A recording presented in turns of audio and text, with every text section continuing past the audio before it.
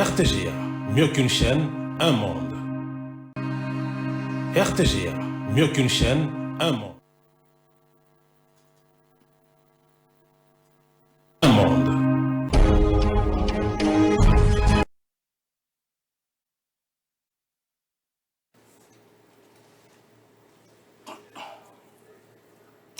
Mesdames et messieurs, amis téléspectateurs de la RTGA, merci encore une fois de plus de nous être fidèles et surtout de suivre ce programme, votre émission Duel qui ne cesse de vous faire du bien, qui ne cesse de vous accompagner, qui ne cesse d'apporter en vous des éléments nouveaux du jour au jour afin d'accompagner notre pays, afin de pousser plus loin les réflexions pour contribuer, ça c'est notre manière de contribuer pour l'évolution de la République démocratique du Congo. Comme vous le savez, les duels reçoivent deux acteurs justement pour faire la lumière autour des différentes thématiques. Aujourd'hui, on va parler, nous avons choisi de parler de la femme, de parler de cet être féminin, l'apport de la femme pour une société équilibrée. On va analyser cette thématique avec les personnalités ici présentes sur ce plateau. Aujourd'hui, le plateau il est féminin. Nous avons l'honneur de recevoir pour vous des grandes dames, des dames de valeur. Et pour la première fois, nous recevons sur ce plateau Madame Anita Chilanda. Elle est activiste des droits humains. Madame Anita, bienvenue. Merci. Vous êtes quand même un habitué de la RTGA, mais pas trop dans les duels. C'est pour la première fois. Oui, c'est la première fois. Vous êtes activiste des droits humains. Vous êtes très ancré dans le domaine aussi de l'éducation, Oui. surtout de la gente féminine. Exactement. Vous avez récemment publié une bande d'annonces. Oui, Est-ce qu'on une peut en savoir un peu? Oui, mais nous avons fait une bande dessinée Bande dessinée. qui prône la masculinité positive comme moyen de lutte contre les tabous sur les menstruations. Mhm. Oui. Et c'est à distribuer dans les écoles parce qu'elle a été agréée, par le ministère de l'Éducation nationale et de la citoyenneté. Donc nous sommes dans la sensibilisation pour apprendre aux jeunes filles que la menstruation c'est un phénomène qui est sain et qui est normal. Et d'ailleurs c'est un signe qui montre que son corps fonctionne très bien. Et nous utilisons les garçons pour qu'ils comprennent qu'ils ne doivent pas faire des tabous, ils ne doivent pas stigmatiser les filles pendant leur période menstruelle. Très bien. Et c'est déjà plus de 7 ou 8 écoles qui ont été sensibilisées. Cette année, oui, nous avons à peu près 10 écoles qui ont été sensibilisées. Nous continuons la sensibilisation et d'ici mercredi, je pense que nous aurons terminé la sensibilisation. Très bien, merci beaucoup. Alors, de l'autre côté, nous avons Madame Laurel Sosongo, déjà une habituée de la RTGA, une habituée de cette émission. Bienvenue, Madame. Vous êtes la présidente de l'Espoir de la jeunesse féminine. C'est une structure. Oui, c'est une structure féminine. Pourquoi vous avez pensé seulement à la jeunesse féminine? Parce que nous avons voulu focaliser notre énergie sur la femme et la femme en devenir surtout. La femme en devenir. Très bien, merci beaucoup. Alors c'est parti pour ce numéro des duels, mesdames et messieurs. On parle de l'apport de la femme pour une société équilibrée. Madame Anita, je commence avec vous. On parle aujourd'hui de la masculinité positive, vous l'avez évoqué. Et selon vous, au stade actuel, la participation de la femme dans la société a beaucoup évolué. On peut dire ça? Oui, je peux dire ça. Elle a beaucoup évolué par rapport aux années précédentes. Pourquoi? Parce qu'on sent que de plus en plus des femmes sont en train de faire un effort pour faire comprendre à leur père qu'il y a lieu de lutter pour s'émanciper. Et il y a eu beaucoup de projets, parce que nous sommes dans ce domaine-là, il y a eu beaucoup de projets depuis 5 ans qui parlent de l'autonomisation de la femme et qui parlent aussi de la lutte contre les violences basées sur le genre. Et dans mon expérience, j'ai constaté qu'il y a beaucoup de femmes qui commencent à se réveiller. Et surtout aussi lors de la dernière... comment je peux dire, vote du président, les présidentielles. Des élections de 2023. Voilà, les élections. On avait demandé aux partis politiques d'intégrer les femmes au sein des partis politiques. Ce qui fait qu'il y a eu beaucoup de femmes qui ont été candidates. Et ça a stimulé les autres à pouvoir faire en sorte qu'elles puissent... Être candidate, c'est une chose, mais être élue en est une autre. C'est ça le problème. Et elles ont, comment je peux dire, elles ont pu tirer de leçons de la campagne passée, parce que beaucoup c'était la première fois, et je pense qu'en 2028 elles seront assez mûres pour pouvoir... Très bien, alors Madame Sosongo, 13,2% des sièges qui sont occupés par les femmes en République démocratique du Congo, donc la parité pose encore problème. Vous luttez pour cette jeunesse féminine, cette femme en devenir, mais les statistiques sont à déplorer.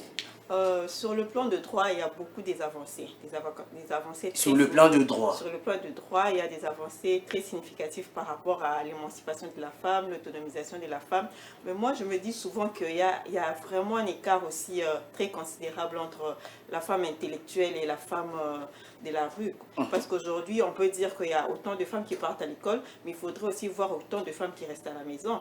Il y a un problème d'éducation, il y a un problème de sensibilisation, aussi un problème de culture. Vous savez, il y a des femmes aussi qui peuvent aller à l'école, comprendre, avoir l'instruction en elles, mais lorsque il y a le poids de la culture, on s'est dit que la femme ne peut pas être devant, la femme ne peut pas diriger des gens, et dans certains domaines, dans certaines cultures, certaines religions aussi, ça pèse sur la femme, et la femme n'arrive pas vraiment à prendre des décisions sérieuses. Donc, par rapport au leadership, il y a encore un peu de soucis. Par rapport à ça, ça demande vraiment beaucoup de sensibilisation, surtout au niveau de la masse. Au niveau de la masse, parce que nous, là, on peut comprendre aujourd'hui qu'il n'y a plus de discrimination vraiment entre femmes et hommes dans le milieu professionnel, parce qu'aujourd'hui, on voit des médecins femmes, des avocats femmes, des ministres femmes, mais au moins dans l'ensemble de la société, il y a encore ce poids-là qui pèse sur la femme. Dans l'ensemble de la société. Oui. Madame Anita, vous le constatez, vous aussi, Oui, dans la pratique? Oui, nous le constatons. Et quand elle parle de la sensibilisation, c'est très vrai, il faut vraiment sensibiliser les femmes, même si nous avons dit qu'il y a des candidates, mais il faut vraiment les forcer aussi pour le faire. Il faut les pousser à pouvoir le faire. Et je souligne un élément qui est très important, c'est le renforcement des capacités. Il faut vraiment qu'on renforce les capacités des femmes dans n'importe quel métier, que ce soit politique, que ce soit social, que ce soit entrepreneurial.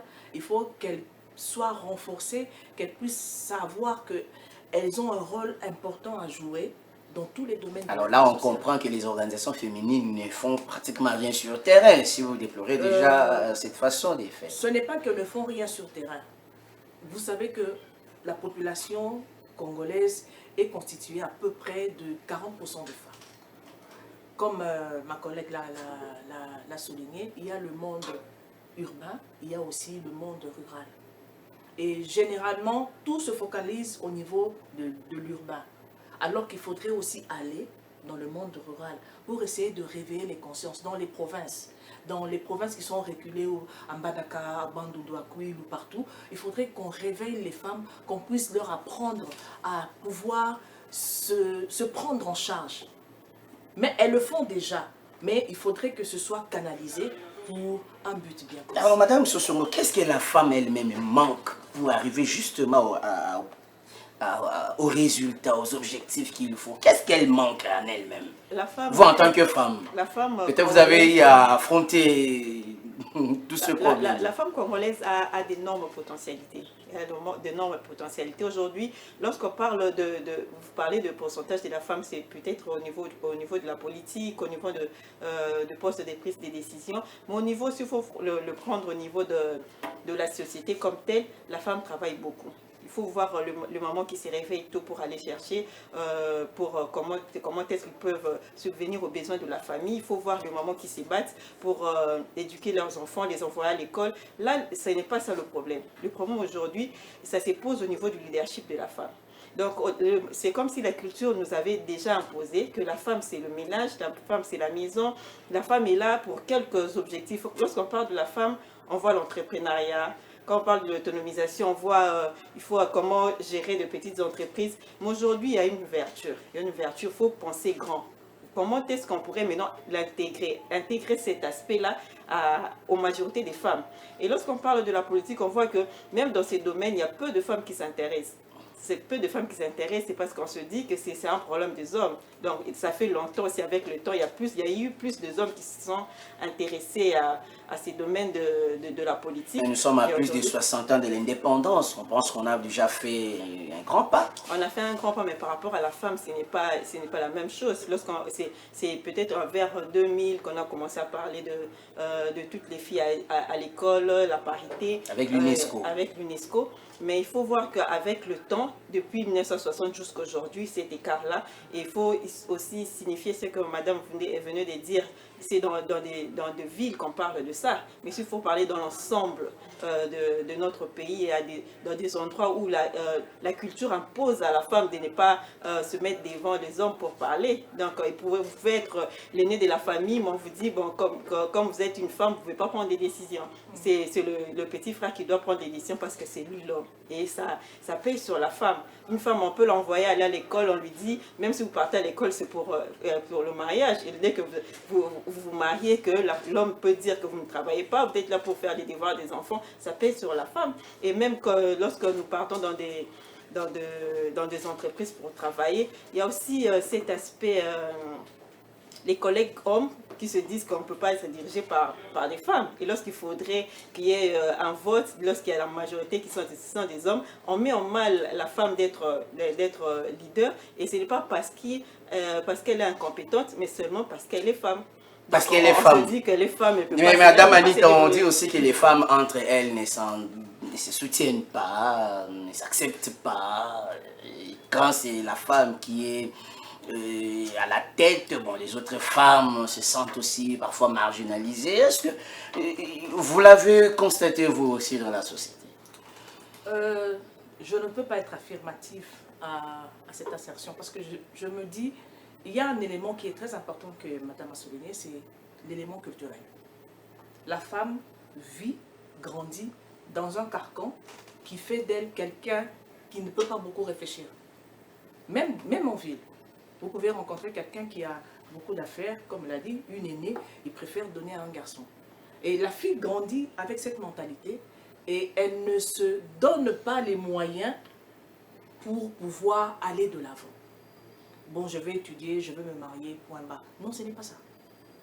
Il faudrait qu'on laisse un peu à la femme cette capacité de pouvoir se développer, de pouvoir prendre sur elle-même, se prendre en charge et se dire que je peux faire ça. Mais le monde a mis beaucoup de mécanismes pour accompagner justement la femme à se développer. Apparemment, on n'arrive pas toujours au résultat. Le problème, c'est à quel niveau? Mais regardez un peu, vous avez dit que nous sommes qu'à 15% à moins de 15% d'ailleurs. Moins de 15% de femmes dans des institutions. C'est pour dire quoi? C'est pour dire que nous avons trop attendu que vous puissiez nous donner cette indépendance. Wow. Et pour que vous puissiez nous la donner, c'est une lutte. Et nous continuons à lutter. Nous luttons jusqu'à ce que nous obtiendrons les 50, les 80%. Donc nous sommes en train de lutter pour que la femme puisse arriver à changer sa mentalité, à ne pas se dire qu'elle est inférieure à l'homme, pour arriver à ce que les institutions puissent favoriser les femmes à aller de l'avant. Et je salue le projet Transforme qui aide les femmes à pouvoir, les entrepreneurs femmes à pouvoir aller de l'avant. Mais il y a encore beaucoup de choses à faire parce que les femmes jusqu'à présent n'ont pas encore acquis, comment je peux dire, l'indépendance financière matérielle. Elles ne veulent pas aussi prendre des risques, hein? Non. Contrairement à l'homme. Non, elles veulent prendre les risques. Qui se lance. Elles veulent prendre les risques, mais seulement l'homme a déjà mis des carcans et nous sommes en train de briser toutes ces barrières. Et c'est pas facile, mais nous y arrivons. Très bien, mesdames et messieurs, nous sommes en train de réfléchir sur cette thématique, sur l'apport de la femme pour une société équilibrée. Mais madame, la République démocratique du Congo aujourd'hui, vous le savez, passe des moments aussi très difficiles. Il y a eu des crises, il y a beaucoup de choses. Mais la voix de la femme, elle est quasi absente. La voix de la femme, elle est très absente en tout cas. Qu'est-ce qui se passe? Bon, la femme aujourd'hui, par rapport à la situation de l'Est, c'était la victime. C'était la victime parce que à l'Est, on voit qu'il y a au-delà de la force qu'on pourrait parler du combat, de la guerre, la femme est victime de viol, elle est faible, elle peut pas, elle subit ce qui se passe. Mais par rapport à Kinshasa aussi, il y a des femmes qui s'élèvent, il y a de journées de prières qui se font, il y a des dénonciations qui se font. Par rapport au mois de la femme, nous avions vu les femmes s'élever pour dire non à cette guerre-là, nous voulons la paix. Donc la femme, elle est là, mais elle est limitée par rapport à ce qu'elle a comme moyen de défense. C'est-à-dire qu'aujourd'hui, lorsqu'on parle, on pourrait avoir un apport, c'est peut-être un apport où on peut juste dénoncer et soutenir ce qui s'est fait. Donc on n'a pas vraiment la gestion pour dire que nous femmes, nous mettons des bouts pour faire ça, pour faire ça, pour faire ça. Donc nous sommes là, la femme veut la paix, parce que sans la paix, on n'y peut rien. On n'y peut rien. Donc pour faire tout ce que nous voulons faire comme développement, c'est lié à la paix. Donc moi je pense que la femme n'est pas muette par rapport à cette situation, nous dénonçons. Et partout où il y a une opportunité pour parler de la paix, nous le faisons. Très bien, Madame Anita, en tant que maire, la situation de la République démocratique du Congo, elle est un peu trop complexe. En tant que maire, quel conseil pourriez-vous donner à vos enfants et pour qu'il y ait cette paix, comme l'a souligné Madame Laurel? J'ai toujours dit que... Ça, c'est la femme qui parle, la voix de la maman. C'est la femme. Pour arriver à un certain niveau, il faudrait commencer par l'éducation à la base, l'éducation des enfants. Je peux faire un petit en disant que quand même, quelque part, l'éducation des enfants est un peu délaissée parce que la femme est occupée à chercher la survie. Ce qui fait que en ville, ce sont les nounous qui éduquent nos enfants, qui restent la plupart du temps. Et il y a aussi un problème, c'est l'Internet, avec les influenceuses. Les influenceuses qui influencent pour moi, c'est mon point de vue, négativement. On parle de BBL, on parle des ongles. Les filles ne peuvent plus sortir sans ongles, sans cils, sans trop. Alors qu'il faudrait qu'il y ait des influenceuses qui poussent les filles à aller de l'avant, à se battre. Et peut-être vous ne le faites pas, vous avez laissé le terrain libre Moi, je suis à un autre niveau. Moi, je suis au niveau, comme je l'ai dit, je suis au niveau de l'éducation, mais je suis dans la sensibilisation. Nous allons dans les écoles, dans une organisation. Vous êtes vraiment sur le terrain. Oui, nous sommes vraiment sur le terrain pour sensibiliser, parce qu'on ne sensibilise pas seulement sur la menstruation, mais on voudrait réveiller la conscience des femmes. Et généralement, quand on va pour parler, ce sont les hommes qui s'expriment, puis les femmes, les filles sont en train de ne parler pas. Il faudrait les faire. Très réservé. Oui, donc il faudrait commencer par la base. Et vous pensez que la situation à l'Est, c'est lié à l'éducation aussi? La situation à l'Est, c'est beaucoup de facteurs. Ce n'est pas seulement l'éducation, c'est beaucoup de facteurs, je pense. Et je ne suis pas trop dans la politique, mais je pense qu'il y a quand même un petit pourcentage d'éducation. Un petit pourcentage. Oui, oui. Parce que quelqu'un qui a été bien éduqué, qui se dit que non, mon pays doit aller de l'avant, ne peut pas faire ce qu'on fait à l'Est. Les viols, les tueries, non. Je pense qu'il y a quand même un petit pourcentage d'éducation. Très bien. Madame Sosongo, vous pensez qu'aujourd'hui la femme passe à côté de l'essentiel? Par exemple, si aujourd'hui on constate dans notre société beaucoup d'antivaleurs, notamment le banditisme urbain, le banditisme juvénile et consorts. Est-ce la femme passe à côté de l'essentiel? C'est une responsabilité aussi qui revient à la femme. Lorsqu'on parle des antivaleurs, ce n'est pas directement lié à la femme. Mais la femme étant une personne de la société, elle fait aussi partie de ça comme, je ne sais pas, comme actrice, comme victime. Mais au moins, ce n'est pas vraiment une question liée directement à la femme. Donc, parce que la femme, elle est issue d'une société et elle subit l'influence de la société. C'est de même pour les hommes aussi, de même pour les femmes. Donc aujourd'hui, parler d'une mauvaise éducation n'est pas lié à la condition féminine, mais au moins lié à la société dont elle est issue. Donc aujourd'hui, lorsqu'on parle du banditisme de Koulouna, c'est plus des hommes, mais on ne peut pas aussi épargner les antivaleurs qui sont là pour les femmes. Mais aujourd'hui, on ne peut pas voir coller cet aspect négatif à l'évolution de la femme. Donc, parce qu'aujourd'hui, nous sommes en train de parler de cette évolution, lorsque nous parlons du droit, nous parlons des femmes. Pour moi, avec le 13%, c'est une avancée. Nous venons de très loin. Là où il n'y avait pas de femmes, il faudrait aussi féliciter ces femmes qui sont sorties et aujourd'hui qui doivent défendre l'image de la femme. Moi, je pense qu'il faudrait aussi parler plus de ce qui est bien, pour motiver certaines femmes aussi. Et ne pas aussi oublier ce qui est mal. Bon, il faut dénoncer aussi lorsqu'il faut. Dans la société d'aujourd'hui, on a plus tendance de parler de mal que du bien. C'est ce qui fait que le mal se propage plus que le bien. Donc on parle moins de ce qui est bien. On devrait d'abord sensibiliser sur les élites du pays. Est-ce qu'il y a des femmes qui évoluent? Est-ce qu'il y a des femmes qui progressent par rapport à cette évolution? Qu'est-ce que ceux qui viennent après nous peuvent avoir comme idole, comme modèle dans la société? On s'éternise plus dans ce qui ne va pas. Et ce n'est pas vraiment pour moi une bonne façon de voir les choses parce que beaucoup de gens qui n'ont pas de repères, ils trouvent comme cela des repères et voilà que la société subit des modifications qui va de mal en mal. Donc ce qui était peut-être bien il y a des années, on parlait de femmes qui étaient un peu, lorsqu'on voit une femme, cela signifierait des vertus. Mais aujourd'hui, lorsque vous avez parlé peut-être des influenceuses au niveau des réseaux sociaux par rapport à ce que nous vivons dans nos quartiers, on a tendance maintenant, les filles qui viennent après ont tendance à imiter ce qu'elles voient. Donc au lieu de parler de ce qui est bien, on a tendance à parler de ce qui ne va pas. Donc moi je pense que les antivaleurs existent, mais il faut voir aussi le côté positif où on pourrait nous atteler pour que nous puissions avoir des femmes aussi combattantes pour que demain nous puissions améliorer les conditions. Très bien, mais moi je reste d'abord dans ce côté anti-valeur, Madame Anit Chilanda. La femme s'était alors que les choses ne marchent pas. On ne peut pas, les choses ne marchent pas, c'est pas à 80% la faute de la femme. Elle, c'était l'éducatrice mère, c'était... Disons que nous n'avons pas eu assez de moyens pour le faire, mais ça se fait. Il y a des femmes qui le font. Et moi, je pense qu'il faudrait qu'il y ait des influenceuses qui boostent. Et donc, vraiment, sur les réseaux sociaux, c'est difficile de voir des femmes congolaises qui parlent des choses vraiment sérieuses. Moi, c'est mon point de vue.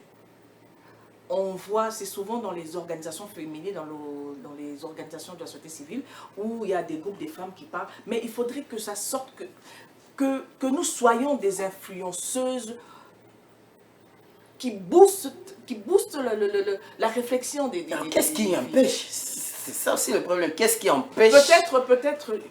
Peut-être, je sais pas. Je pense que c'est peut-être un manque de modèles forts. Dans la société, il y en a quand même quelques têtes. Oui, il y en a quelques têtes, mais est-ce que nos jeunes filles les considèrent comme des modèles? Nous-mêmes, les femmes, les considérions-nous comme des modèles? S'il faudrait en citer 3 ou 4, quelle influence ont-elles eu? Il y a des groupes de femmes qui ont fait pour qu'on puisse accepter la résolution 1325, pour qu'on puisse évoluer au niveau des BBG, qui font des plaidoyers à l'Assemblée nationale pour qu'il y ait des lois qu'on vote. Mais elles ne sont pas connues. Il faut qu'on les fasse connaître, qu'on sache que c'est celle qui fait ça. À l'époque, moi, quand j'étais jeune, je savais qu'il y avait Madame Liao Kanza que je respectais beaucoup. Et que pour moi, c'était, je peux l'appeler une influenceuse. C'était pour moi un modèle. Mais aujourd'hui, il faudrait vraiment qu'il y ait de ces femmes-là qui soient des influenceuses, je ne peux pas dire négatives, mais positives et qui boostent le filles. Et dernièrement, il y a une petite fille qui parlait français, je ne sais pas moi, une jeune fille. Regardez l'influence qu'elle a fait. Il a fallu qu'elle parle bien français, qu'elle soit. Et ça... La présidente des étudiants du collège Bobo. Voilà. Et il faut ça, c'est pas... Je ne sais pas si c'est lycée Bosanga. Je crois. Vous voyez, c'est un petit exemple qui est grand. Il faut qu'on ait des hommes comme ça. Je prends l'exemple de... Si c'était monsieur Constant Moutama était une femme, je ne sais pas ce que ça viendrait. Nous avons une première ministre, Madame Judith, mais je ne sais pas. Il faut canaliser ça. Il faut vraiment canaliser ça dans les... La ministre d'État aux Affaires étrangères. Elle, c'est devenu un modèle pour les femmes. un modèle. Vraiment, c'est devenu vraiment Madame Thérèse Kaikwamba. Ouais, ouais. Wagner. Elle est vraiment, elle est devenue un modèle et elle venait de Londres. Hein. Elle est ressortie. C'est ce que nous voulons.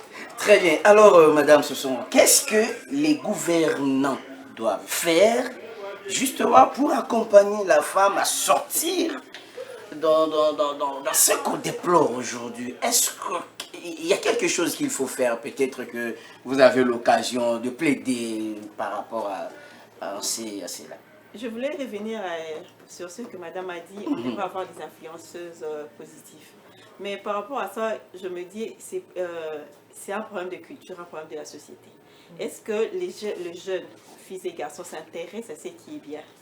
Parce qu'aujourd'hui, on peut avoir des personnes qui parlent bien. Donc, on prend l'exemple de notre émission aujourd'hui. Je vous dis que les filles qui vont prendre le temps, bien le jeune, les personnes qui prendront le temps de le regarder attentivement et prendre connaissance de la chose ne seront pas vraiment nombreux par rapport à ceux si on voit une influenceuse comme ça sur les réseaux sociaux. Donc, faut voir, c'est le problème, c'est la culture, c'est la société. Donc, on s'intéresse dans ce qui n'est pas essentiel.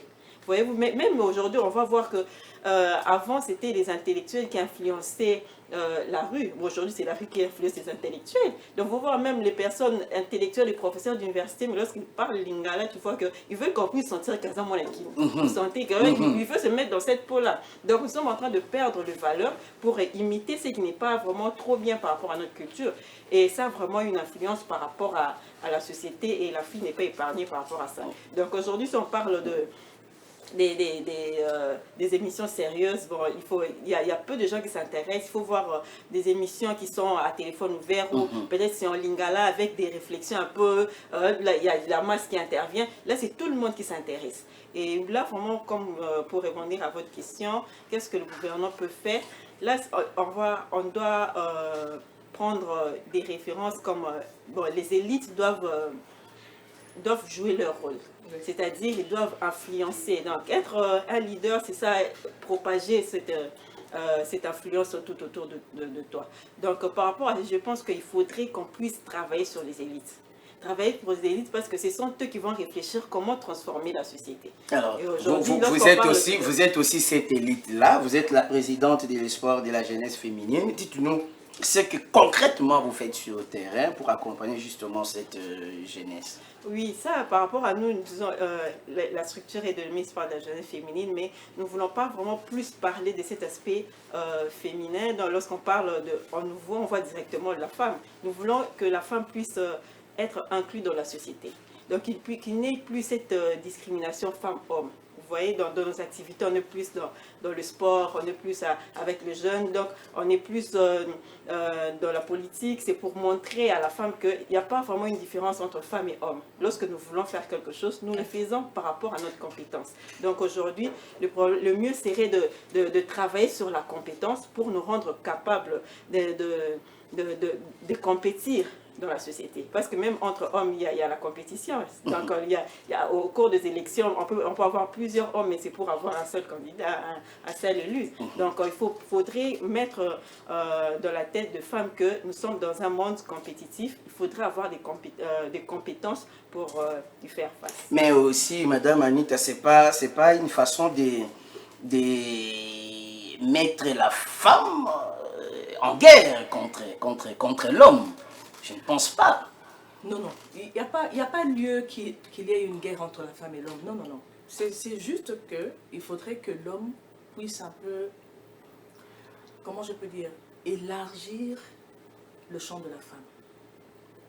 Et là, on revient... Pourquoi pas la femme elle-même élargir son champ? Parce que pour qu'elle arrive à... C'est une lutte. Et c'est l'homme qui lui permet de pouvoir avancer. Je ne sais pas si je me fais comprendre. Expliquez-vous. Nous sommes en train de lutter. Et il y a des hommes qui dirigent ce pays. Et je pense qu'il nous faudrait, s'ils n'élargissent pas, on sera obligé de forcer. Et ça, ce sera la guerre. Et nous, la guerre, pour nous, c'est plaidoyer, c'est sensibilisation. Donc, on va faire en sorte que nous puissions recouvrir nos droits. Le droit de parler, le droit d'exister, le droit d'être protégé. le droit d'être en sécurité et le droit de bien éduquer nos enfants. Et vous pensez que les gouvernants, comme j'ai posé la question à Madame Laurel, a un rôle à jouer pour justement accompagner la femme dans ses objectifs? Oui. Il a un très grand rôle à jouer. Il a un très grand rôle à jouer dans ce sens que si nous sommes parvenus aujourd'hui, on est en train de punir les gens qui sont des auteurs des violences basées sur le genre, c'est parce que la femme a influé et eux, ils ont accepté et ils ont aimé. L'institution aujourd'hui, un homme qui commet une violence sur une femme est arrêté. Et on définit la plupart des violences sur les femmes. Donc l'institution doit être en mesure de faire en sorte que ces lois deviennent que ces actions deviennent des lois d'État. Quand vous faites quelque chose sur les femmes, il faudrait que vous soyez punis. Enfin, je ne connais pas trop bien ce domaine. Je pense que il faudrait, si vous pouvez me compléter dans ce sens-là, il faudrait que les institutions vraiment puissent mettre en place des lois qui protègent les femmes. Et les lois, ce n'est pas seulement du point de vue droit aux humains et quoi, mais aussi du point de vue entrepreneurial. Je peux dire un mot il y a beaucoup de femmes entrepreneurs qui font d'énormes choses, mais qui restent parfois dans l'anonymat. Voilà, qui ne sont pas officiels. Pourquoi? Parce qu'elles doivent payer $350 pour avoir des tas de documents. Elles ne les ont pas. Elles ont commencé avec ça. Si on pouvait alléger ça pour permettre aux femmes d'être officielles sur terrain et travailler. Qu'on allège pour tout le monde, c'est ça mon problème. Moi, on parle de femmes. Pour tout le monde. Moi, je parle des femmes. Pour tous les entrepreneurs. Oui, beaucoup des hommes ont beaucoup plus de moyens que les femmes. Moi, je parle vraiment des femmes qui sont des femmes commerçantes, qui sont dans la rue aujourd'hui, parce que les femmes cherchent le moyen de survie. Mais il faudrait les encourager. Il faudrait trouver des endroits où ces femmes vont s'épanouir parce qu'elles sont là, elles laissent leurs enfants à la maison pour venir en quête de survie de leur foyer. Elles abandonnent tout. Mais il faudrait les aider à pouvoir faire quelque chose. Très bien, on nous fait signe que nous sommes arrivés à la fin. Les minutes coulent tellement vite. Nous sommes arrivés à la fin de ce moment. Merci beaucoup à vous qui nous suivez de partout. Je pense que ça, c'est juste la première partie. Nous y reviendrons avec beaucoup d'autres éléments. Parce que on doit comprendre cette situation sur l'apport ou la participation de la femme dans notre pays, surtout, puisque la République démocratique du Congo a besoin aussi de la contribution de tout le monde. Alors, on va aller peut-être dans les conclusions, mais j'aimerais revenir sur... on parle du dialogue. Nous restons dans la situation actuelle de notre pays.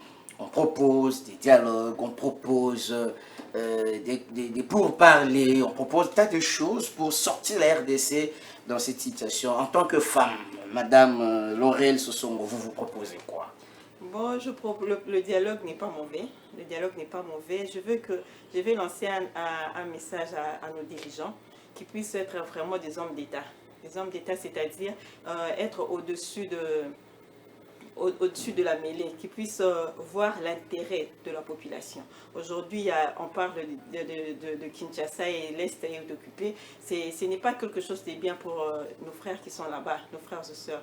Et du jour au lendemain, nous sommes en train de voir, c'est comme si ça devient normal. Vous savez, lorsqu'on a pris Goma, tout le monde était agité. On a pris Goma, il faudrait faire des efforts pour que nous puissions retrouver la paix et que notre pays redevient comme c'était avant. Mais aujourd'hui, au fur et à mesure, nous voyons Doha, nous voyons les accords sont en train d'être faits, mais concrètement, jusque-là, il y a nos frères et sœurs qui sont à l'est du pays, qui sont sous M23 AFC. Donc c'est une situation qui n'est pas vraiment agréable pour la population. Nous demandons vraiment que nos dirigeants puissent se réunir pour penser comment est-ce qu'ils pouvaient trouver des solutions. Et je ne pense pas que le dialogue serait mauvais. Aujourd'hui, qu'on puisse essayer un peu de mettre de côté nos intérêts égoïstes et de voir la paix parce que nous en avons besoin. C'est la femme qui a parlé. Hein. C'est la femme qui a parlé. On va terminer avec vous, Madame Anita. qu'est-ce que la femme qui nous a suivis peut tirer comme conclusion de tous les arguments fournis du haut de ce plateau? Quelle est votre conclusion, quel est votre mot à l'endroit de cette femme qui vous suit? Moi, je dirais que il faudrait que les femmes vraiment se regroupent, qu'il y ait plus de plaidoyer pour que la femme, qu'on reconnaisse un peu plus de droits à la femme.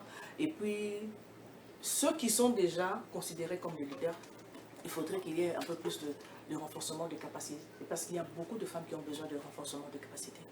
Et à la femme qui m'écoute, il ne faut pas se décourager, il faut se battre. Et je sais que les femmes se battent en RDC et il faut continuer à lutter pour que nos droits puissent être reconnus et puissent, les droits aussi de nos enfants à une bonne éducation puissent être reconnus, que nous puissions aussi ne pas laisser nos enfants sous l'influence des influenceurs et des influenceuses. Il faudrait que nous puissions revenir à nos sources, l'éducation de base de nos enfants. Parler à nos enfants, pas trop d'internet, pas trop, prendre aussi le temps de causer avec les enfants, parler avec eux et donner ce qu'on a de meilleur en eux pour qu'ils soient plus tard des bons hommes d'État et des bons responsables dans le pays. Très bien, mesdames et messieurs, je pense que nous avons complètement terminé cette émission. Nous disons comme ça un grand merci à toute l'équipe technique qui a concouru à la réalisation, en tout cas, de ces beaux cadres.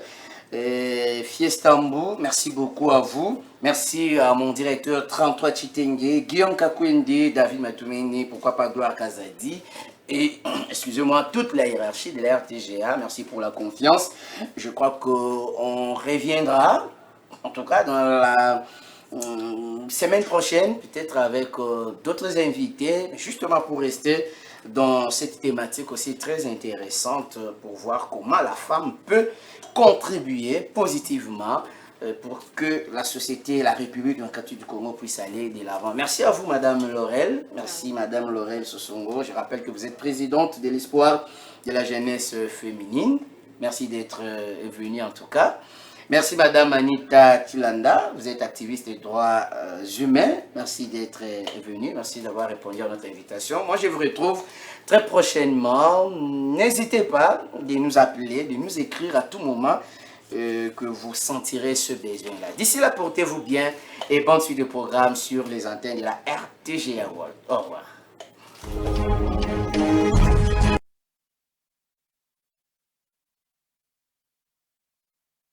Mieux qu'une chaîne, un monde. RTGA, mieux qu'une chaîne, un monde.